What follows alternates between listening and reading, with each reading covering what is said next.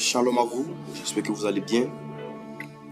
Alors, nous venons au travers de cette deuxième vidéo aborder la deuxième partie de ce qu'il faut savoir sur la masturbation. La dernière fois, nous avons dit que l'on tombait dans la masturbation à cause de deux éléments majeurs, généralement. Il y a plusieurs raisons, chacun a son expérience, chacun a son témoignage. Mais généralement, il y a deux éléments qui sont les causes de ce péché-là. On a parlé de la curiosité. La curiosité est un élément vraiment très déterminant, un élément sur lequel le diable s'appuyait pour pouvoir faire tomber les gens dans la masturbation. Parce que certaines personnes elles veulent découvrir leur corps. Et généralement, nous avons abordé la question de l'adolescence.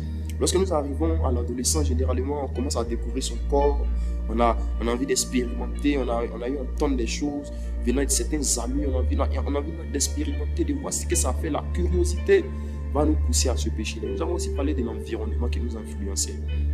L'environnement dans le sens où, au travers de ce que l'on pouvait voir dans notre quotidien, les filles peut-être s'habillent mal, les films érotiques, la télévision, les réseaux sociaux, tous ces éléments-là sont des choses sur lesquelles le diable s'appuie pour pouvoir nous faire tomber dans la masturbation. Alors, nous allons terminer aujourd'hui avec ce point et je vais plus ou moins aujourd'hui vous expliquer certaines choses à propos de ce péché. Surtout, vous rendre des témoignages. Les témoignages, d'abord mon témoignage et certains autres témoignages de certaines personnes qui ont eu à partager leur témoignage avec moi. Alors, ce qui me concerne, il faut dire que je suis tombé dans ce péché de manière, je vais dire subtile, de manière bizarre. Et je vais profiter de cette occasion pour interpeller les parents.